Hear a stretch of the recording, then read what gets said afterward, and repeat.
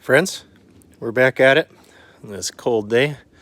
I am cutting up a bunch of aspen. Some people call it poplar, but it got logged just behind the mill here. We had a guy come in and pulp it out, and he set off any decent bolts. But I found a lot of bullets here. I had another video come out, and I think it was a 270, but I just found these two. I believe they're 9mm, I think. Too small for 40 Smith & Wesson, but yeah, just popped them out right there.